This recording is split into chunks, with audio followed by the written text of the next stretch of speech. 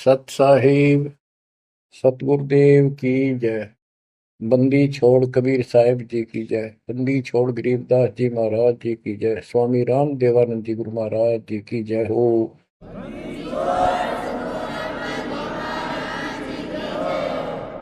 सर्व संतों की जय, सर्व भक्तों की जय, धर्मी पुरुषों की जय। श्री काशी धाम की जय, श्री सुडानी धाम की जय, श्री क्रोथा धाम की जय, श्री बरवाड़ा धाम की जय। सत साहिब बच्चों, परमपिता परमात्मा कबीर जी की असीम रजा से आप परमात्मा की महिमा सुन रहे हो, अमर कथा सुन रहे हो, सत्यनारायण कथा सुन रहे हो। परमात्मा कौन है,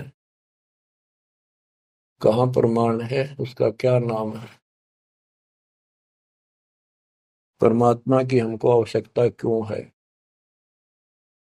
यह सब जानकारी मूल ज्ञान के अंदर विद्यमान है जो आपको सुनाया जा रहा है। ये सूक्ष्म वेद कहते हैं। ये सूक्ष्म वेद आपको सुनाया जा रहा है। हम हिंदू धर्म में जन्मे तो हिंदू धर्म के मूल शास्त्र हैं वेद और गीता, प्लस में इनके सपोर्ट में श्री 18 पुराण है। तो यहां पर हमने सबसे पहले ये समझना होगा कि वेद और गीता क्या है, पुराण क्या है। वेद गॉड गिवन ज्ञान है, गीता के अंदर भी वही ज्ञान चारों वेदों का सारांश है। इति सिद्धम के ये भी गॉड गिवन है। और पुराण क्या है, जैसा भी ब्रह्मा जी को चारों वेद मिले, क्योंकि परमेश्वर कबीर जी ने, सतपुरुष जी ने सूक्ष्म वेद भेजा था ज्योति निरंजन के अंतःकरण में, इसके कंप्यूटर में ईमेल कर दी थी। इसने उसमें से सतपुरुष की जानकारी कति निकाल दी, कहीं कहीं हिंट छोड़ दिए, वो हटाए नहीं जा सकते थे। वो इसलिए छोड़ दिया कि ये भी गुप्त रहता है, इसने कसम खा रखी है मैं कभी किसी के समक्ष अपने यथार्थ रूप में नहीं आऊंगा। बच्चों, ये कथाएं दास आपको 1994 से सुनाने लगा था। वैसे तो 1994-95 से तो सरेआम सत्संग सुनाता था, उससे पहले 10-20 भक्तों बिठा करके भी चर्चा किया करता था। ये सारी कथा परमात्मा कबीर जी ने जो बता रखी थी, गरीबदास जी ने अमर ग्रंथ में बता रखा था, वो सुनाया करता था। यही सृष्टि रचना कैसे हुई, इसने कैसे क्यों कसम खाई, दुर्गा को नीचे भेज दिया, आप गुप्त रहने लग गया, तो ये बात जचा नहीं करती 90% का है कि ये कोई बात है, दंत कथा है तो कहानी बना रखी है। भगवान ऐसे गुप्त क्यों रहेगा, भगवान ऐसे क्यों करेगा, ये भगवान है ही नहीं। भगवान तो श्रेयाम आते रहे और आते हैं, ये भगवान ही नहीं है, ये परमात्मा ही नहीं है। परमात्मा गुप्त रहता है नहीं, हम उसको पहचान नहीं पा रहे, इसलिए समस्या यह आ गई।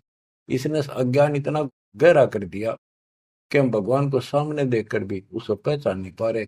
इतना ज्ञान भर दिया हमारे अंदर, उसकी डेफिनेशन बदल दी। अब जब सृष्टि रचना दास ने अपने शब्दों में लिखी तो प्रमाण दिए सारे, परमात्मा की वाणी को सरल करके लिखा सृष्टि रचना।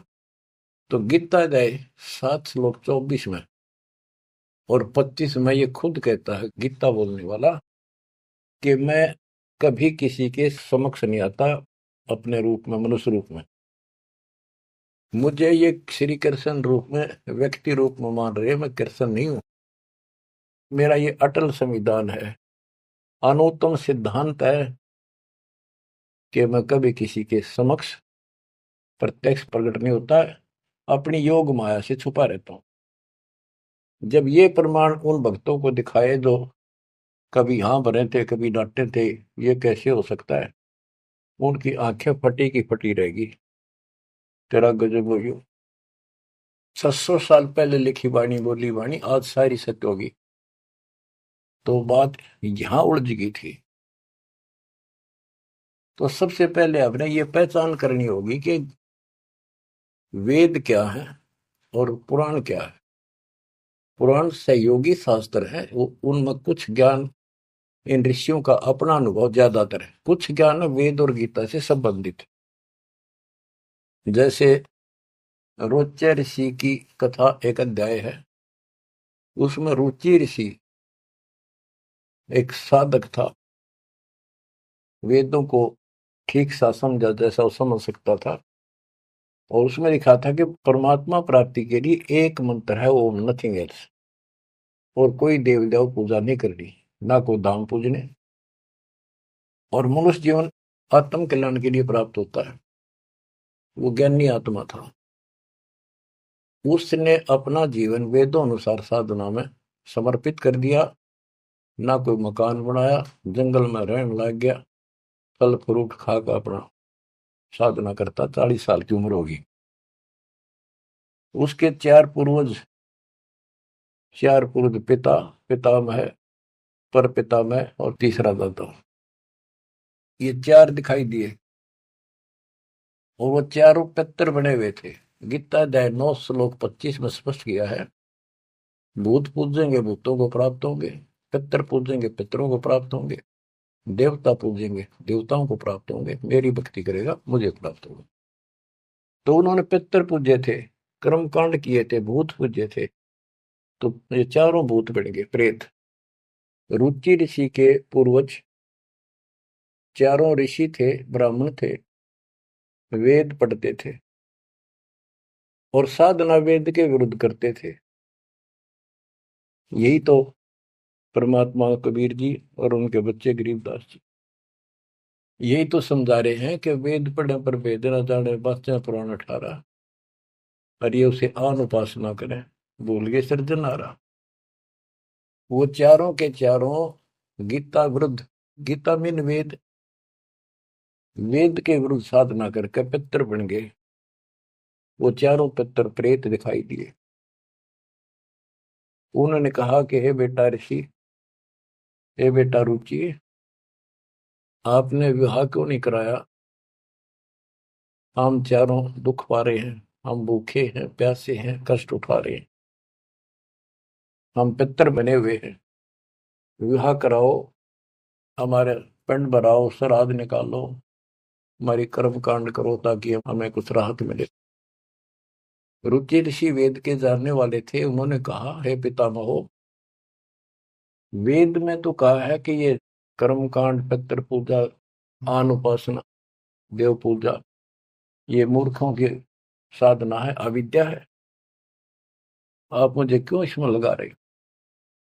वो चारों ऋषि कहते हैं ब्राह्मण के बेटा बिल्कुल सही है, वेद में कर्म कांड को अविद्या ही लिखा है, और बच्चे तू जिस मार्ग पर लगा है ये मोक्ष मार्ग है, और देखो हम दुख पा रहे हैं, हमारा कर्म कांड कर, हमारा छुटकारा करा। फिर बताते हैं पितर ये दे देंगे, पितर ये दे देते, पितर खाक दे देते, आप भूखे मरे। मार्कंडे पुराण से रोच्य ऋषि की उत्पत्ति कथा, ये अध्याय है, चैप्टर है। तो उन पितर, आप तो नरक में पड़े ही थे, वो शास्त्र अनुसार शास्त्रों में वर्णित साधना कर रहा था, रुचि ऋषि को और फंसा लिया अपने जाल में। अब ये मोह भी एक काल का जाल है। मन में आई ते पिताजी दुख पारे, दादाजी दुख पारे, परदादा, तीसरा दादा। तो उसने कहा ठीक है पितर में हो, मैं 40 साल की उम्र होगी, कौन मेरा ब्याह करेगा? पितर बोले ये हो जाएगा, तू ऐसे तप कर ले। उसने तप करा, फिर ब्याह हुआ, फिर उनके पितरों के पितर पूजा करी। आप भी पितर बना, रुचि ऋषि भी पितर बना, और आप भी पितर बने रहे थे। तो बच्चों ये जो वेद ज्ञान है गॉड गिवन, और बेशक किसी ने कांट छांट कर छोड़ रखा है, पर सहज इतना वो कराया है। और पुराण जो है ये ऋषियों के अपने अनुभव है।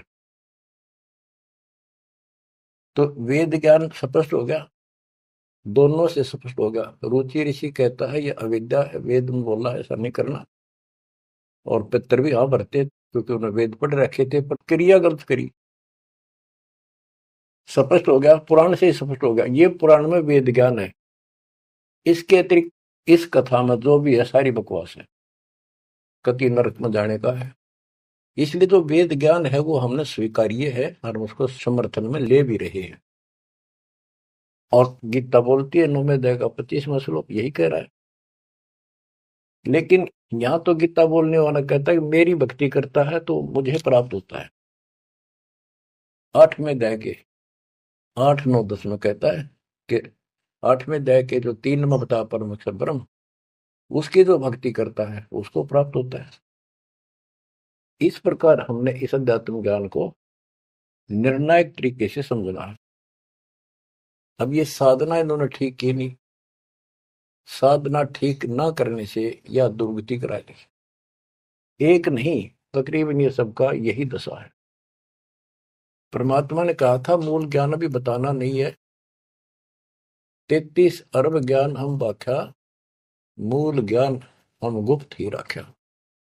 यानी 33 अरब हमने ज्ञान बोल दिया, वाणी बोल दी। इस मूल ज्ञान को अभी तक छुपा के रखा था, और बच्चों ही कति रोशनी कर दी परमात्मा ने। अब प्रसंग चल रहा है कि परमात्मा की पहचान नहीं हुई, और पहचान ना होने से हम सामने भगवान को देखकर भी स्वीकार नहीं कर पाए। अब ये अमर कथा चल रही है, ये सुनाता हूं संत गरीबदास जी के अमर ग्रंथ से, तथा कबीर सागर का सहयोग साथ में लिया जाएगा। सतयुग में सत सुकृत कै टेरा, त्रेता नाम मुनींद्र मेरा, द्वापर में करुणा में कहाया, कलयुग नाम कबीर धराया। गरीब अनंत कोट ब्रह्मंड में, बंदी छोड़ कहाँ आए, सो तो एक कबीर है, जननी जने नमाए। गरीब काशीपुरी कष्ट किया, उतरे अदर आधार, मोमिन को मुजरा हुआ, जंगल में दीदार। बच्चों, आपको बताया था कि द्वापर युग के अंदर सुदर्शन नाम के एक परमात्मा कबीर जी के परम भगत थे। उस समय परमेश्वर करुणा में नाम से प्रकट थे और वाल्मीकि जाति थी। सुदर्शन भी वाल्मीकि जाति से थे। इनके माता पिता परमात्मा कबीर जी यानी करुणामय जी की बात को नहीं माना, वो मरे गए। भगत चिंतित हुआ, बहुत चिंतित हो गया। तब कबीर साहब जानी जान तो थे ही, फिर उसके मुंह तक को आना चाह थे कि बेटा क्या बात होगी, मौत तो होया करे पर दौरे थे, इस समय शरीर छोड़ ही देना चाहिए, चिंता ना कर। सभी ने जाना है। फिर उसने बताया प्रभु, ये परमेश्वर, मरण की चिंता को ना, इनके कष्ट की चिंता है। इन आपकी शरण नहीं ली, असंग जन्म दुख पाओगे। बड़े अच्छे थे, दास को ठाई ठाई फिरा करते थे, कंधे बताते थे, लाड करते थे। वो बात याद आवा है, अब इनका क्या होगा। मैं इनका कोई उपकार नहीं कर पाया, मेरे पास भगवान मेरे साथ थे, मैं समझा नहीं पाया मुझसे क्या अपराध हुआ। यानी वो कमजोरी तो थी है उसमें। परमात्मा बोले बेटा चिंता ना कर, तेरे माता पिता ने मैं संभालूंगा और कष्ट नहीं पाने दूंगा, इनको मोक्ष भी दूंगा, आप विश्वास रखें। बस इतने कहे बात से सुदर्शन जी को तो 100% विश्वास था। कति शांत हो गए, दंडवत प्रणाम किया, सो सो शुक्र बनाए, निश्चिंत हुआ। ये है संकट मोचन कष्ट मंगल करण कबीर। पल में के कर देख, सेकंड में दुख दूर कर दिया और वो निभाया भी उसको। तो बच्चों, अपने उस वचन के आधार पर परमात्मा उस सुदर्शन जी के माता पिता से मिले। उनका पहला जन्म हुआ, मनुष्य का ब्राह्मण थे। 6-7 साल की उम्र के बच्चे रूप में मिले, 2 साल उनके साथ रहे। उनको समझाने की चेष्टा की, पर उल्टे बोले। एक दिन थप्पड़ मार दिया। परमात्मा अंतर ध्यान हो गए, बहुत रोए, तड़पते रह गए, हे भगवान थे, हे मालिक कित गए, सारा जीवन तड़प के खोया। वो कर्म बनाए, याद बनी, मालिक की चाह बनी, यो भी एक स्मरण हो गया उनका। अगला जन्म में फिर वो जन्म हुआ मनुष्य का, ब्राह्मण ब्राह्मणी रूप में हुए, ब्याह हुआ, संस्कार से ही तो संस्कार जुड़े सारे। उसमें भी ब्राह्मण थे, अहंकार भरा पड़ा था ऊंच जाति का। पहले वो मरोड़ काटी, उनको मुसलमान बनवाया परमात्मा। ये इनका गौरी शंकर सरस्वती नाम था, और बड़ी अच्छी लगन थी। शिव जी की केवल शिव पुराणी कथा करते थे और किसी को नहीं मानते थे। ना को पाखंड करते थे, ना किसी को भ्रमित करते थे। कथा सुना दी, वो दान दक्षिणा आ गई, वो अपना स्वीकार किया, उसी से रोटी रोटी चलाते थे और दान भी करते रहते थे। क्योंकि पहले से वो सच्चा सुच्चा जीवन जीते आ रहे थे। संतान फिर भी नहीं हुई, तो उनकी महिमा काफी होगी, और ब्राह्मणों से उनकी महिमा ज्यादा होगी। भाई निस्वार्थ सेवा ये करे हैं, ना कोई लालच, ना मिसगाइड करते। काफी जनता, हिंदू लोग इनके दीक्षा लेने लगे। मुसलमानों को टेंशन यह होगी कि ये हिंदू धर्म का ज्यादा प्रचार कर रहा है, और जो कर्मकांडी पंडित थे उनको ये टेंशन होगी कि इसने हमारी रोजी रोटी बंद कर दी। वो उससे ईर्षा रखते थे और औरों को मिसगाइड करते थे, झूठ बोले क्या करेगा, ना कोई क्रिया बताता, ना कोई धर्म कर्म बताता, कथा सुना देता, इससे क्या होने का है। मुसलमानों को पता था कि सारा ब्राह्मण समाज इनसे दूर है, इनका कोई साथी नहीं, और ये हिंदू धर्म का प्रचार ज्यादा कर रहा है। उसको एक दिन जाके 10 माता ने जबरदस्ती अपना पानी पिला दिया, उसके सारे मकान में छिड़क दिया। लोग पूछना, भाई कैसे आ रहे हो, क्या हो गया। भाई ने मुसलमान धर्म स्वीकार कर लिया। वह बात आगे की तरफ फैल गई सारी काशी में, ब्राह्मणों में। अरे गौरी शंकर तो डूब गया, मुसलमान बन गया। मुसलमानों ने सारा उनका पानी छिड़क दिया, उनको मुसलमान बना दिया। भाई आज जब वह पंचायत होगी पंडिता की, बहिष्कार कर दिया, जात से निकाल दिया, धर्म से निकाल दिया, गंगा में स्नान करना बंद कर दिया, कोई नहीं जाएगा हिंदू उसके पास। अब रोजी रोटी की समस्या आ गई। उन्होंने लाकर 4 लकड़ के लठ ताना बुन का काम शुरू कर दिया। पहले तो रोजगार चल रहा था दक्षिणा से, अब यह समस्या और खड़ी हो गई थी। तो वो बहुत आसानी से शुरू हो जाता, जुलाई का काम वो शुरू कर दिया। काफी वर्ष हो गए, कोई संतान नहीं हुई। बेशक वो मुसलमान थे, पर भक्ति अपने वही करते थे, शिव जी को याद करते थे। ये आपको पहले ही बताइए कथा। तो बच्चों, एक दिन क्या होता है, नीरू नीमा के कोई जानकार आगे पड़ोस में, जैसे कि मुसलमानों से ही संपर्क था, वो कोई यारी दोस्ती थी, वो आगे औरतों में चर्चा चल रहा करे। एक जातक तो चाहिए था, एक लड़का तो होना चाहिए था, बुढ़ापे का सहारा हो गया, पता इनका केरा होगा।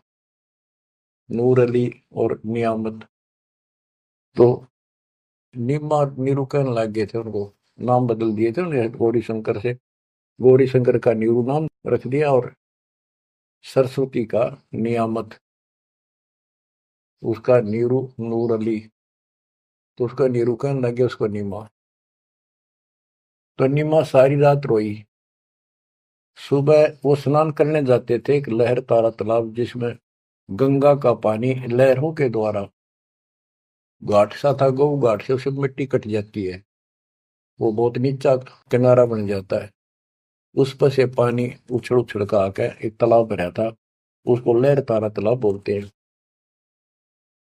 वो आज भी विद्यमान है, लेकिन उसमें पानी अब गंगा का नहीं आता, परिस्थिति बदल जाती है। उसमें बहुत सुंदर मनोरम दृश्य था वहां का। स्वच्छ जल गंगा का भरा ही रहता था, कमल के फूल विकसित थे, आसपास बहुत सुंदर पेड़, हरे भरे छायादार वृक्ष भी लगे हुए थे। वो उनकी कुटिया से लगभग 1.5-2 किलोमीटर दूर था। 3 किलोमीटर, एक कोस 3 किलोमीटर का होता है। तो वो सुबह सुबह उस वहां स्नान करने जाने लगे। पहले गंगा घाट पर नहाया करते थे, नहान की आदत डेली थी। तो वहां तक घूम भी आते, स्नान भी कराते डेली, और शिव जी को याद करते थे, भक्ति करते थे। निम्मा रो रही थी रास्ते में, बुरी तरह रोती जाती, हे शिव जी भगवान, एक बच्चा हमें भी दे देते बेटा, हमारा भी टाइम पास हो जाता, आपके घर में क्या कभी। फूट फूट कर रो रही थी, चल रही थी। नीरू बोला, निम्मा क्यों आंख खराब कर रही है अपने, ये सारा दिन रोड पर लग रही है, बता बीच में भूल पड़ी थी फिर शुरू होगी। भगवान ने देना होता दे ही देते हो, पर कितनी होती है। कुछ तो भगवान करे ठीक ही है। वह रो ही रही थी, मान नहीं रही थी, फिर भी जैसे तैसे पहुंच गए स्नान स्थान तक। लहर तारा तालाब पर पहुंचे, फिर ये निम्मा नहा ली, बाहर आ गई, फिर नीरू स्नान करने गया। निम्मा जो कपड़ा बांध कर नहाई थी, दोबारा उसको धोने के लिए गई कपड़े चेंज करके।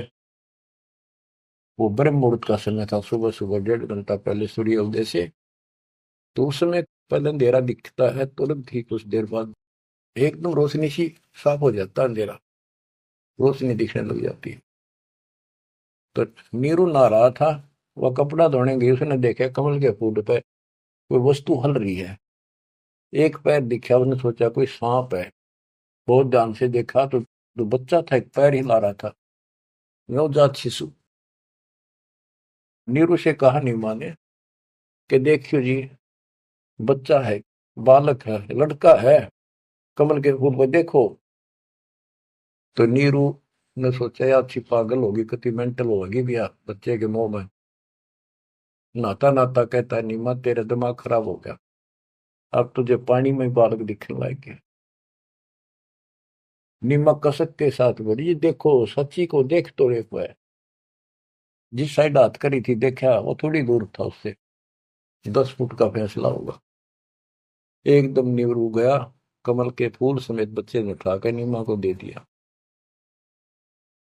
और नीमा उसे लाड करे, मुंह कर लावे, चूमे, और सौ शुक्र शंकर भगवान की गावे, सौ शुक्र मनावे। बीच का एक थोड़ा सा प्रकरण रह गया कि वहां पर एक अष्टानंद नाम का ऋषि, जो रामानंद जी का शिष्य था, उस समय के महान प्रचारक, हिंदू धर्म के 1 नंबर के आचार्य थे।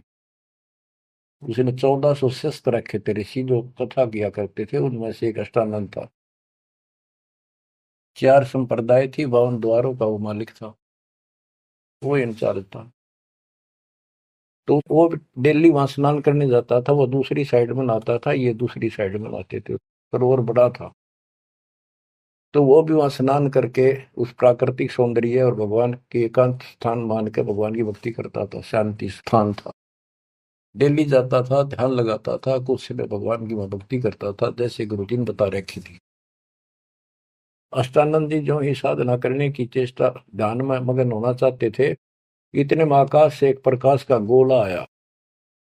प्रकाश का गोला आया तो उसका ध्यान गया ऊपर को, उसको देखते ही उसकी आंखें बंद हो गई, इतना तेज नूर था। जब आंखें बंद हुई तो उसमें देखा कि एक बालक का रूप दिखा, बगैर प्रकाश का। जैसे हम सूर्य की ओर देखते हैं तो देख नहीं सकते, फिर आंखें बंद करते हैं तो अंदर प्रकाश रहित आकार दिखाई देता, सूर्य का गोलाकार। तो अष्टानंद को बड़ा आश्चर्य हुआ कि बालक प्रकाश दिखा, फिर बालक दिखा। फिर जब आंखें ठीक सी हुई, देखा तो प्रकाश एक कोने में जाके सिमट गया दूसरी साइड, जिस साइड में नीरू नीमा स्नान करने जाया करते थे। उससे पहले जब प्रकाश लहर तारा तालाब पर उतरा, सारा सरोवर जगमगा गया, इतनी रोशनी होगी। लोग कति पत्ता पत्ता दिखा कमल के फूलों का। और जब उसमें सिमट गया, वो दूर था, उसने जो नहीं देखा क्या हो गया, कित गया। उसने अपने गुरुजी के पास उठ कर आ गया, साधना नहीं करी, रामानंद जी के पास आए। उनसे पूछा, हे गुरुदेव, आज मुझे ऐसा अद्भुत दृश्य दिखाई दिया, ये मेरी भक्ति की उपलब्धि है या कोई भ्रम है मेरा।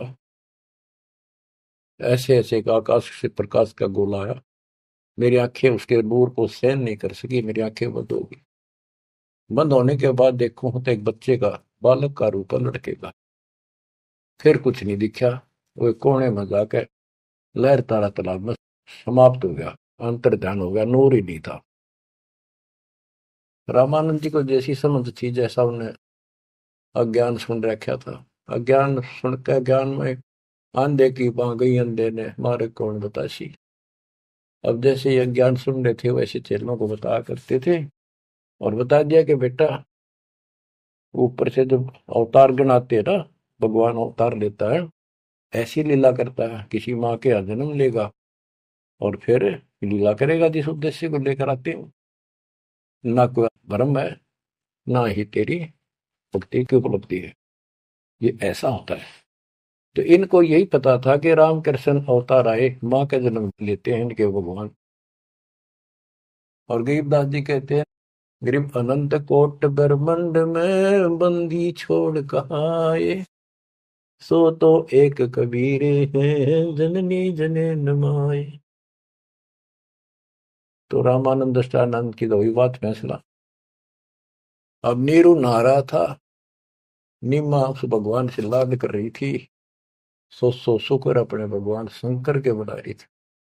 जगत का पेखड़ा पेखा, धनी का नाम ना लेखा। बच्चों, इसने कोई लेना देना नहीं था इस बात से भाई मेरा नाम ले, विष्णु का ले, शंकर को किसी को क्रेडिट दे, पर इनमें इनकी आस्था बनी रहा भगवान में। ये चाहूं थे दाता आज तक। नरसिंह रूप लेकर ना कुछ मारा ऋषपु, विष्णु को क्रेडिट कोई बात नहीं, चलन दो, बतेरे दिन चल गई इनकी। अब सारा क्लियर हो जाएगा। मूसड़ को 3-4 साल का बाल के उठा नहीं सकता, ये तो कभी बच्चे थे उस दाता के। फिर भी अब बच्चों देखो, वो मालिक अपना बाप है, माँ भी वही है और पिता भी वही है। वो दोनों तरफ से दुखी है हमारे लिए, उसमें इतना मोह है। माँ का मोह बालक में घना, पिता का मोह माँ का उससे बहुत घना। और भगवान का उन दोनों वाला, माँ भी है वो हमारी, पिता भी। इसलिए तो दुखी हो रहा है ना, क्या जरूरत थी उस पानी में वहां का प्रगट होने की से, भूतावास के अंदर जंगल में अपनों के लिए मरता। अब बच्चों, परमात्मा ने अपनी महिमा नहीं बनानी थी, उसने तो आस्था रखनी थी भगवान में, इनकी आस्था बनी रही।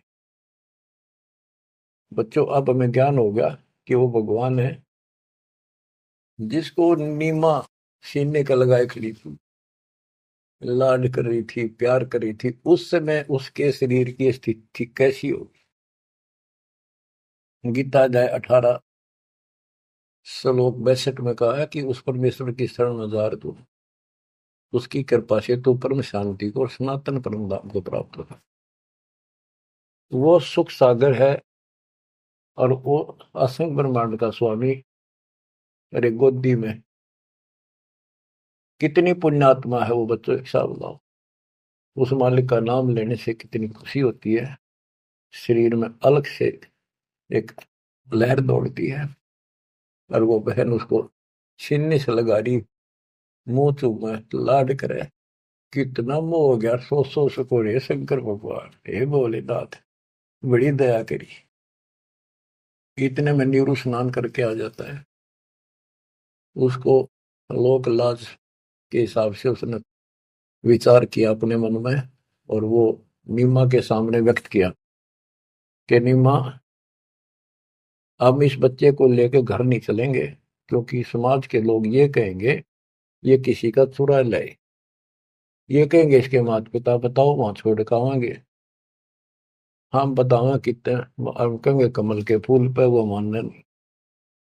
यह सारी बात उल्टी हो जाएगी। अब तक पहले तो मुसलमान बने, अब इनसे भी निकाल दिया जाएंगे, हमें काशी से निकाल देगा राजा कि तुम बच्चे चुराते करते हो।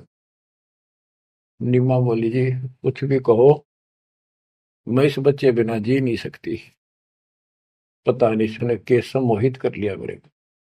मैं प्राण छोड़ सकती हूँ, मैं देश निकाला ले लूंगी, देश काम छोड़ दूंगी पर बालक नहीं छोड़। निम्मा का अटल फैसला सुन कर नीरू को जिंदगी में पहली बार दुख हुआ कि अब कति जिद्दी होगी, मैं इसकी सारी मानता हूँ या एक भी नहीं मानती मेरी। और कितना दुख हो जाएगा कि तो जावांगे मेरे दोस्त 60 साल की उम्र होगी, कहाँ टूक मांग कर खावांगे, क्या करेंगे, 100 4 ला इसने। अंत में दुखी होते रोते हुए ने कहा मैं तेरे एक मारूंगा थप्पड़, ऐसा तो मानती नहीं, पटक इसने नीचे। आज तक मैंने तेरे तेरे हाथ भी नहीं गिरा था क्योंकि हमारा संतान नहीं थी, मैं चाहता था इसको कष्ट ना हो, पर तू जमा जद्दी होगी। जब उसने हाथ करना चाहा तो परमात्मा बोले गोदी में कि निम्मा, नीरू, मोमिन, तुम्हें कुछ नहीं होगा, मैं तुम्हारे कल्याण के लिए आया हूँ और मुझे घर ले चलो, कुछ नहीं होगा, कोई कुछ नहीं कहेगा। अब नीरू ये बात नहीं समझ पाया था कि कुछ ना होगा, पर होगा जरूर। उसने सोची वो तो होगा सो होगा, यू मनमान इसमें कोई भूत प्रेत पितर कोई जंद बोल रहा है, यू तो नाड़े मार देगा।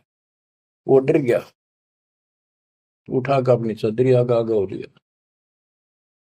अब लड़का बच्चा लेकर गए अपने घर, आसपास के अड़ोस पड़ोसी आ गए, लड़का इतना सुंदर है, आज तक देखा नहीं इतना सुंदर बालक, तो इतना चमक, इतना खिला हुआ चेहरा।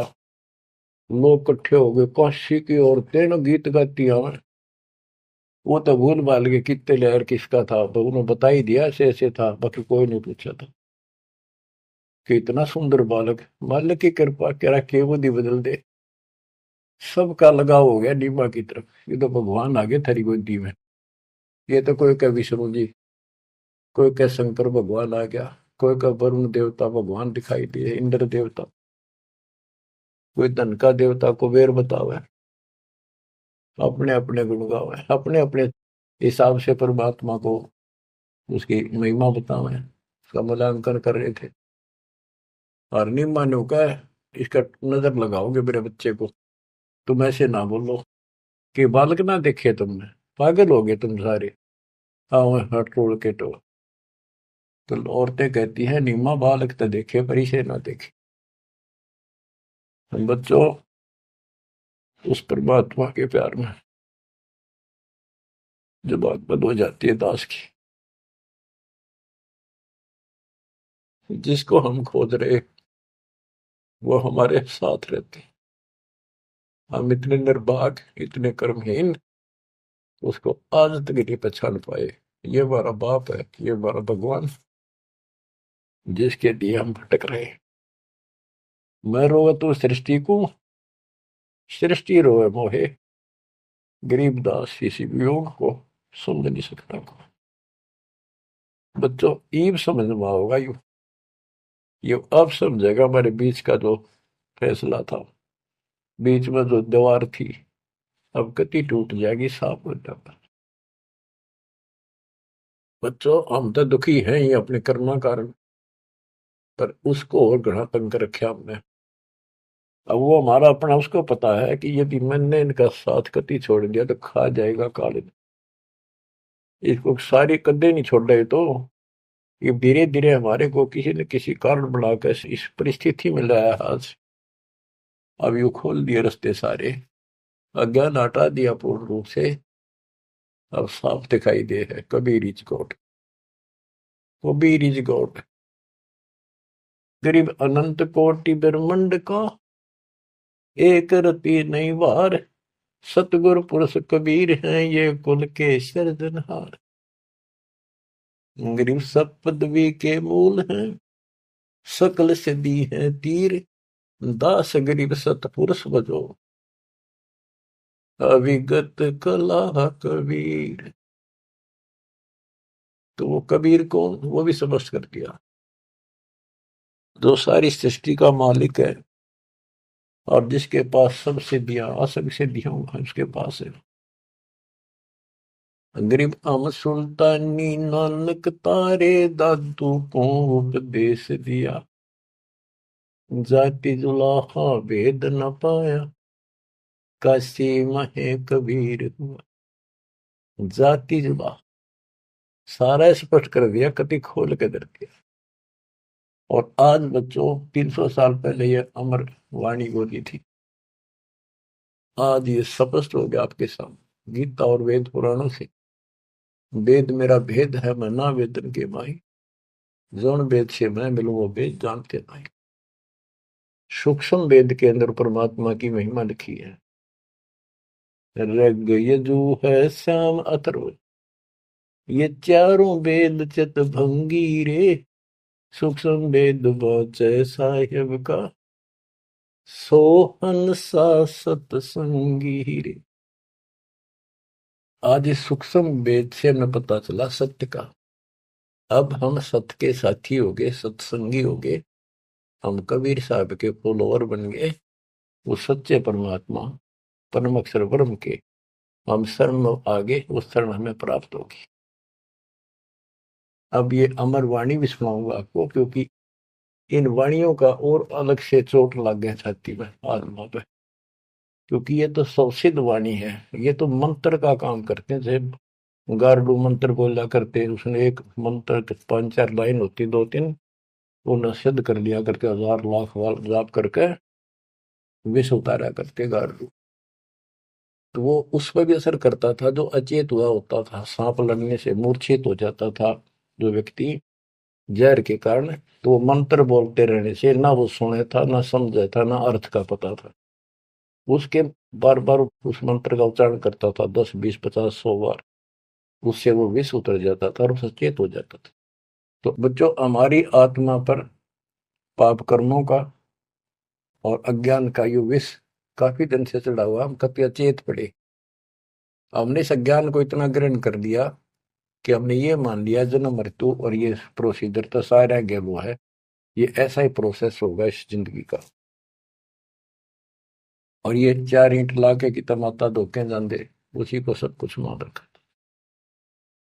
तो बच्चों, ये है वो अमर ज्ञान, सूक्ष्म वेद, सवसिद्ध वाणी है एक, जो गरीबदास जी के मुख से उतारी थे।